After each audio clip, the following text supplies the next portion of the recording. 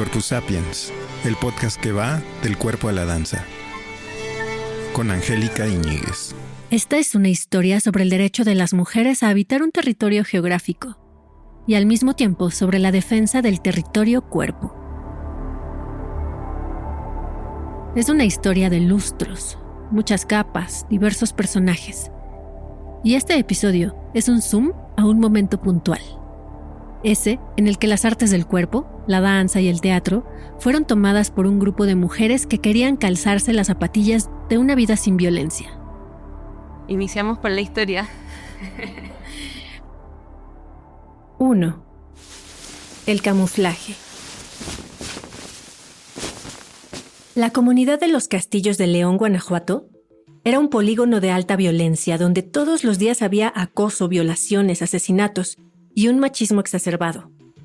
Que Ángeles y otras mujeres acudieran constantemente al Centro de Derechos Humanos Victoria 10 no tenía nada de raro, pues en la entrada se anunciaban sus clases de macramé, de cocina y de otras actividades que hacen las mujeres. Entre comillas. Lo que el vecindario no sabía era que tras la fachada del macramé, las mujeres aprendían sobre sus derechos humanos y sexuales y construían colectivamente estrategias con perspectiva de género para vivir mejor, para protegerse de la violencia de la que eran blanco todos los días. Durante años crearon una comunidad feminista sólida, imaginaron el mundo en el que les gustaría vivir y lograron sentirse seguras y fuertes dentro del centro. Un poco el inicio del proyecto nace desde la vinculación que tengo yo personalmente en el 2021 con el Centro de Derechos Humanos Victoria 10.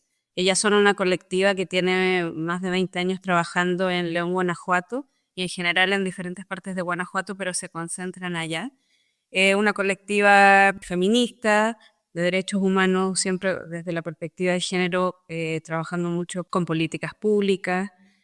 Y ellas tienen un espacio dentro de una comunidad que se llama Los Castillos, que es un polígono de alta violencia en León, donde me toca trabajar con las compañeras que habitan ese lugar, ¿no? Porque Los Castillos es su barrio, su zona. Se había logrado generar una casa, ¿no? Una comunidad, un espacio de encuentro, que había usado esta estrategia que mencionamos muchas veces después, incluso con Rubén, el camuflaje, ¿no? Daban muchas experiencias, talleres, etcétera, de derechos humanos, derechos sexuales, pero no le ponían esos nombres, sino que era el taller de macramé, cocina y no sé qué, ¿no? Para que las mujeres se sintieran tranquilas de poder ir y bueno, era como este. La que habla es Paula González Rencoret, artista escénica, coreógrafa y gestora cultural chilena que vive en México desde hace 20 años. Ella es bailarina egresada de la Escuela Superior de Danza de Mazatlán y estudió enología en la Escuela Nacional de Antropología e Historia. Fundó el Espacio Búnker en Mérida y es co-creadora del Instituto Nacional de Estudios del Movimiento en México. Esa etapa, digamos, había pasado unos años y el centro se había fortalecido. Las mujeres se sentían fuertes en el espacio interno, o sea, en la intimidad del círculo, en poder hablar cosas privadas y encontrar resonancia en las experiencias de las demás. Solo que ahora querían que esa seguridad y fuerza las acompañara en el espacio público. Y en 2021 se sintieron listas para poner en práctica su proyecto Mujeres a la calle sin violencia.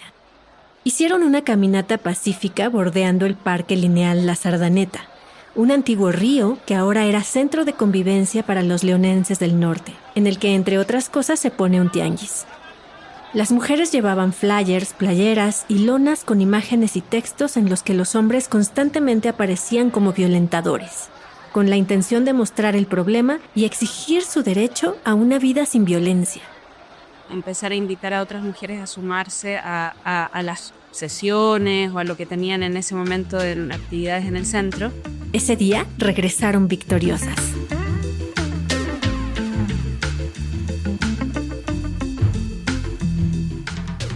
Dos, la amenaza. Al día siguiente volvieron a la Sardaneta, con la alegría de haber ganado algo. Sin embargo, se encontraron con una amenaza. Encuentran una línea pintada en el piso que dice: de este lugar no debes pasar o sufrirás las consecuencias. Fue un impacto muy fuerte y unos metros más adelante había otra línea pintada que decía: y si llegas hasta aquí será con dolo.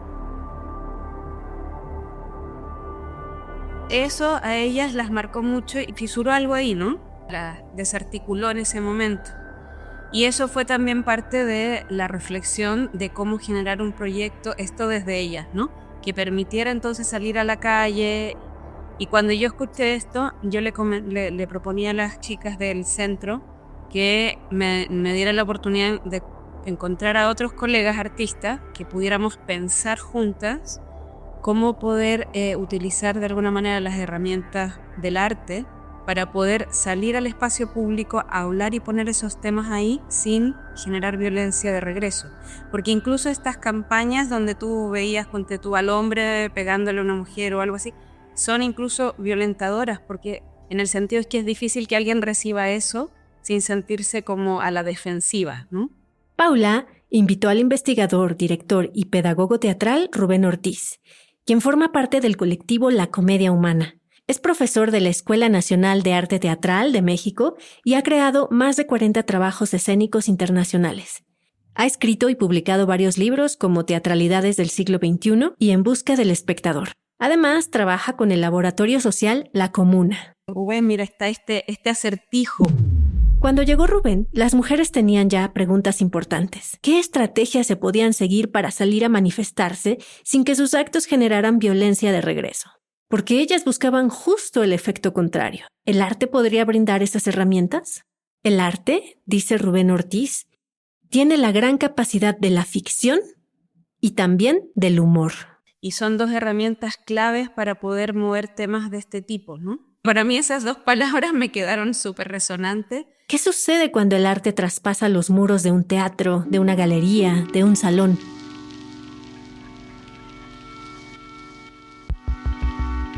Bueno, para mí es volver a comprender que si algo nos enseña el arte es que las cosas se pueden hacer otra vez, ¿no? Que puedes darle sentido otra vez a todo lo que parece que ya tenía un sentido clausurado, ¿no? Que lo puedes abrir otra vez y esa apertura significa una posibilidad de presente y una posibilidad de futuro.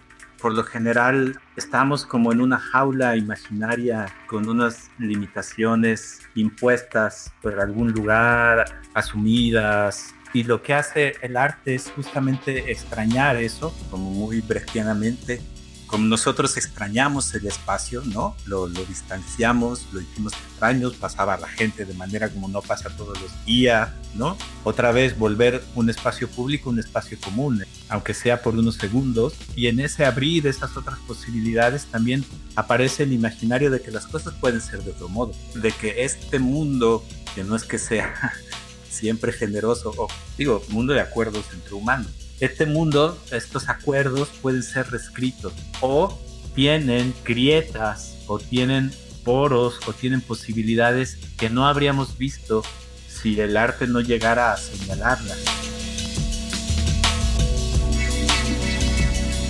3. Nuevas memorias. Con la presencia de Paula y Rubén, Ángeles y el colectivo de mujeres hablaron sobre su derecho a inconformarse con la realidad. Una propuesta bellísima y potente que ha desarrollado Rubén. Una propuesta política. Y comenzaron su trabajo en territorio, bifurcado en territorio cuerpo y territorio espacio geográfico, ambos cruzados y entrelazados por sus experiencias. Como primer ejercicio mapearon lo vivido en el territorio geográfico, lo positivo y lo negativo.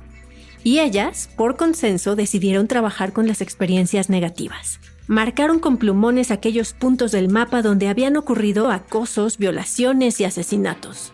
Espacios que inevitablemente reactivaban el dolor y el trauma en el territorio cuerpo y que dieron lugar a la creación de rituales para construir una experiencia nueva, positiva, otra, en esos mismos lugares. A lo largo de la semana del taller, lo que fue apareciendo fue un gran mapa que físicamente situaba el espacio, donde ellas fueron volcando los sitios físicos donde para ellas había una acumulación de experiencias negativas, concretamente. La primaria para mí fue un lugar donde me hicieron bullying muchos años, no sé qué, y lo sitúo, ¿no? La casa de tal persona en donde viví, aquí es una pared donde asesinaron a tal al vecino de mi amiga, que y entonces lugares que para ellas podíamos identificar con alta carga negativa o alta carga de violencia, y eso estaba mapeado en el territorio a nivel simbólico y físico también. Ahora pasando al cuerpo-territorio, cuando tú caminabas por esos lugares, tu cuerpo siente una vibración, tiene una reacción al pasar por esos espacios con esa carga.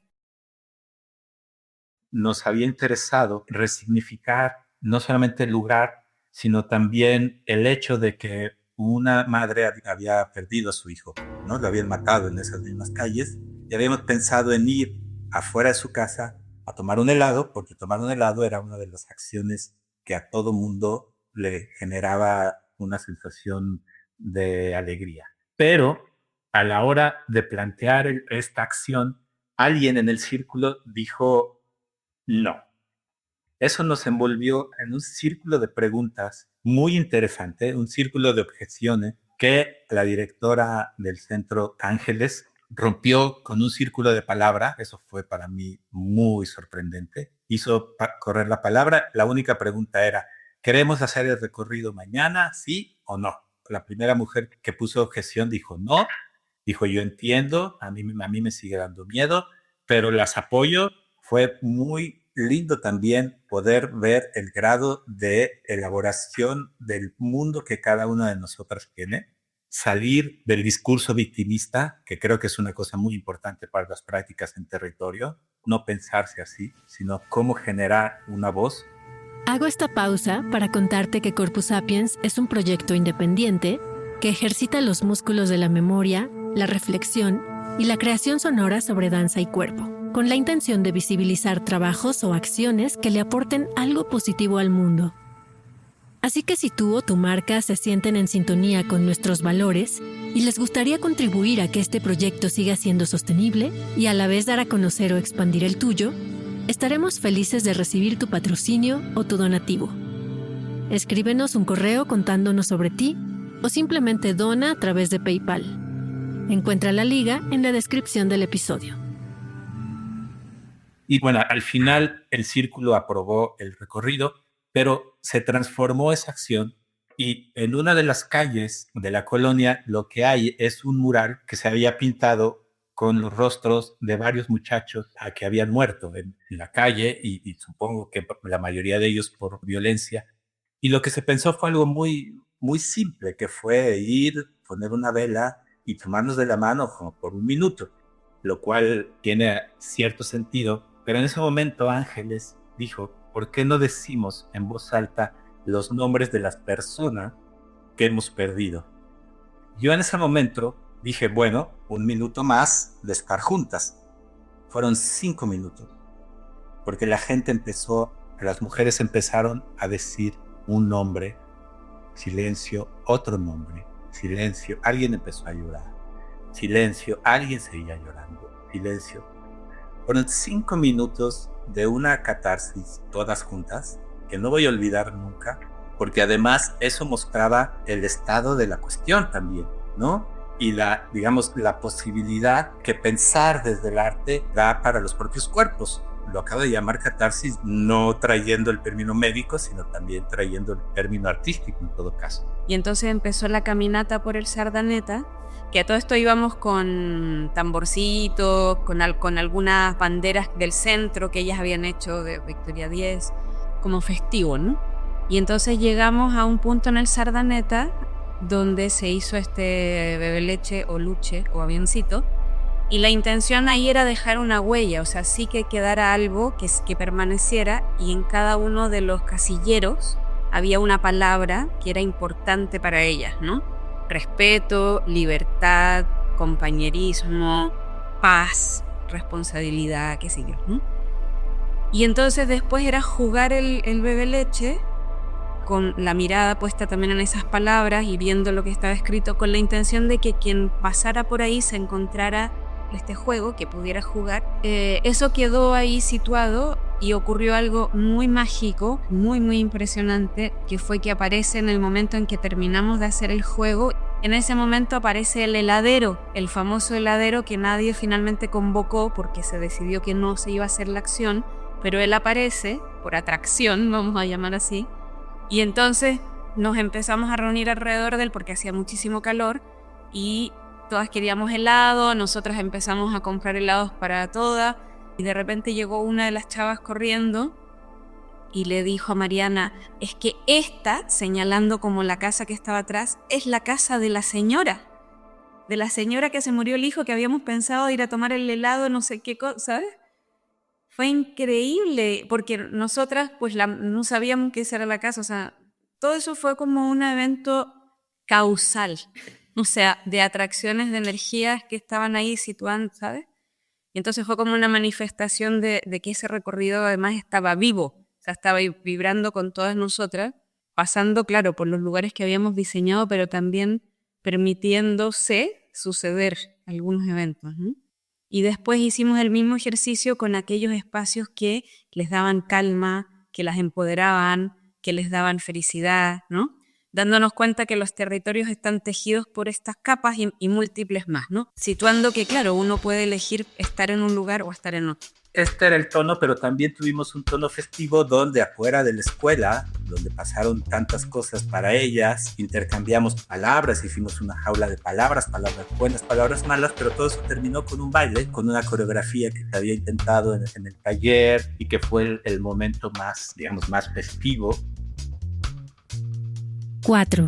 Aconséjame cómo ser un mejor hombre. Eso sí lo tengo que decir yo, porque yo era el único hombre en medio de 20 y tantas mujeres, lo cual me hacía una cascada de preguntas cada maldito día. Y entonces, un día que estábamos conversando, las talleristas, entre broma y broma, alguien dijo, bueno, ¿por qué no hacemos, ya que solo hay un hombre aquí, ¿por qué no hacemos algo como el acto de Marina Abramović de la artista está presente? Marina Abramović es la artista de la performance con mayor proyección en el mundo. Nació en Serbia en 1946.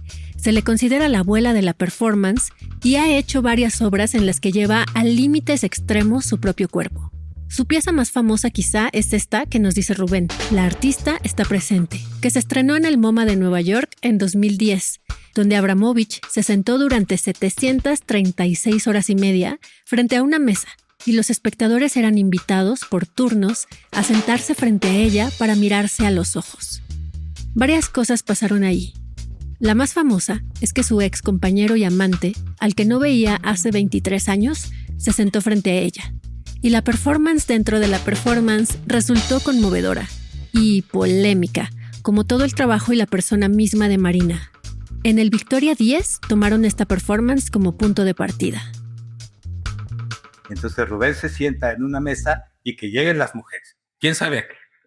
Y seguimos jugando porque era un juego, estábamos siendo tontas, que eso me parece muy importante en la metodología típica, poder ser tontos. Por eso no somos trabajadores sociales, porque nos damos una oportunidad de decir tontería. Pero de pronto alguien dijo, bueno, ¿por qué no, en lugar de estar simplemente en silencio, como Marina Abramović, te plantea la pregunta, aconséjame cómo ser un mejor hombre? Y lo que se hizo para la última parte fue que pusimos una mesa. Yo me senté, ellas hicieron un volante con una foto, habíamos trabajado sobre fotografía, intervinieron una foto mía y pusieron eso, aconséjame cómo ser un mejor hombre, y fueron y repartieron los volantes en la calle. Debo decir que mi hija de 13 años iba allí y también estuvo repartiendo volantes, y entonces lo que yo hice fue sentarme y durante una hora recibí como a 15 mujeres, y yo simplemente les preguntaba cómo puedo ser un mejor hombre, y ellas me hablaba. Y ahí estaba Rubén, sentado en la mitad del parque con su mesita. Y nosotras repartiendo flyer. No, es que eso era lo mejor, ir a repartirle flyer a la señora de la tienda con ese hackeo, ¿no? Como del dispositivo de, hola, venimos a darle una promoción hoy día, no sé si quisiera, pero... Y le pasábamos el flyer, ¿no? Y la señora lo miraba y nos miraba como no entiendo nada, pero esto está divertido igual, ¿no? Y le decíamos, sí, mira, es que tenemos un compañero aquí que necesita su apoyo porque realmente él quiere saber cómo ser un hombre mejor, pero no sabe, entonces está buscando que le den ese consejo. Y las personas iban, ¿no? Y se hizo una cola así larguísima de mujeres. Algunas eran mujeres del centro, de las mismas que habían, pero muchas eran mujeres de la calle. que pasaron así ese día y que estaban ahí, así dijo, esta oportunidad no me la pierdo. Así. Me tomaban a mí, y eso es muy importante en la ficción, me tomaban a mí como interlocutor, como si yo fuera su pareja a veces. Una de las cosas más repetidas fue: sé amable conmigo, tómame en cuenta, ten detalles conmigo, no me trates como tonto. Es decir, de alguna manera, todo esto que nosotras, con la muy necesaria narrativa feminista y demás, hemos elaborado, aquí estaba dicho con unas frases de una certeza. Eran frases de la justicia más simple, y la justicia más simple es una petición por no hacer menos a la persona que está enfrente, es decir, por no cosificarla, por no hacerla menos, sino por restaurar la dignidad. Y la dignidad está precisamente en tomarte en cuenta y en escuchar. Cada una de estas cosas que una de estas mujeres me decía iba en ese sentido, de volver a aparecer con toda su dignidad frente a alguien que finalmente estaba allí compartiendo su vida.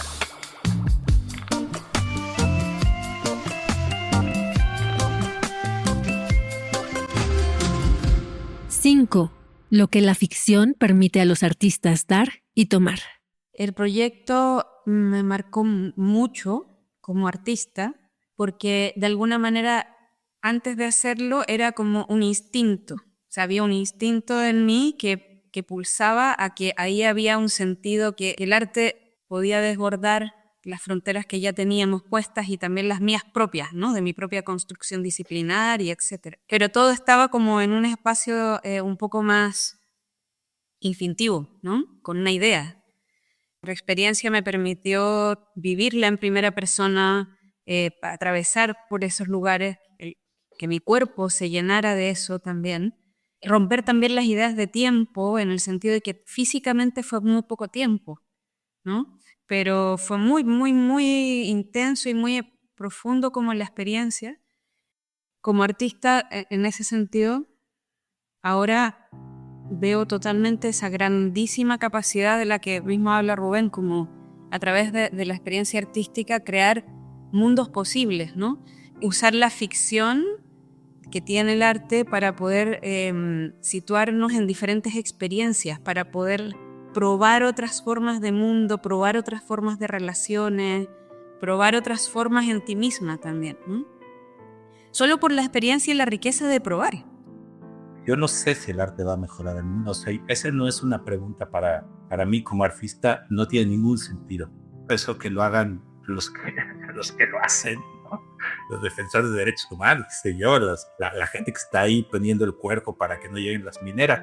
Pero lo que sí podemos es abrir boquetes que vislumbren otras posibilidades, otro tipo de relaciones entre los cuerpos, otro tipo de afectividades, y dislocar lo que existe para que lo que venga sea mucho más hospitalario, ¿no? Y por hospitalario me refiero a que deje crecer la vida.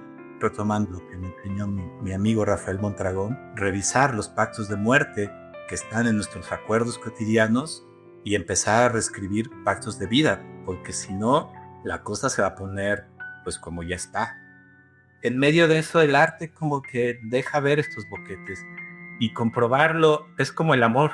Comprobarlo es siempre como por primera vez, ver en estos cuerpos de estas mujeres fantásticas cómo abren ese boquete y decir, pues sí, claro que podemos hacerlo, ¿no? Claro que se puede. Eso a mí me sigue alimentando hoy. Pues del proyecto, como que he estado mucho estudiando, explorando en las partes de la antropología del arte, como también empapándome de otras cosas que me permitan seguir vinculando con colectivos, colectivas, artistas, no artistas, generadores de esos espacios, donde el pensamiento también se pueda ir hacia esos lugares, como lo fue para nosotros encontrar el Centro de Derechos Humanos, porque así como el pensamiento artístico, la experiencia artística, la experiencia que ellas tenían fue crucial para que se pudiera dar lo que se dio. Entonces, vincularnos con más personas, espacios que estén en esas reflexiones desde diferentes lugares, me ocupa en este momento, o sea, me interesa, ¿sí? Y yo creo que además queda abierta, sí, los abrazos todavía está abierto a seguir. Me gustaría cerrar esta historia diciendo que después de 25 años de trabajo en el Victoria 10 y luego de los abrazos que no cesan, hay una gran disminución de la violencia y que las mujeres se sienten seguras en su territorio de los castillos. Pero eso no es verdad. Los datos oficiales del centro hablan de un incremento de la violencia justo ahora en que la realidad internacional es más convulsa y más violenta. Sin embargo, las mujeres que participaron de los abrazos pudieron experimentar, aunque fuera por un momento, la posibilidad de crear otros mundos, de imaginar otras realidades. El Centro Victoria Díez sigue trabajando. En su Escuela de Defensoras Comunitarias de Derechos Humanos de las Mujeres se han formado 18 generaciones de las que han egresado más de 200 personas. El taller que acompañaron Paula González Rencoret, Rubén Ortiz, Mariana Blanco, Elena Esparcia y Julia Quintero fue posible gracias a la coproducción entre Iberescena y el propio Centro Victoria Díez. Agradezco a Paula González Rencoret, Rubén Ortiz y a todas las mujeres del Centro de Derechos Humanos Victoria Díez por permitirme contar esta historia. Limpieza de fríos y montaje de voces, Jimena Claudio. Mezcla final, Salvador Martínez. Soy Angélica Íñiguez y te pido que me ayudes a compartir este episodio y que te suscribas a la distribuidora de podcast que más te guste. Corpus Sapiens es una producción original de Podcastera MX.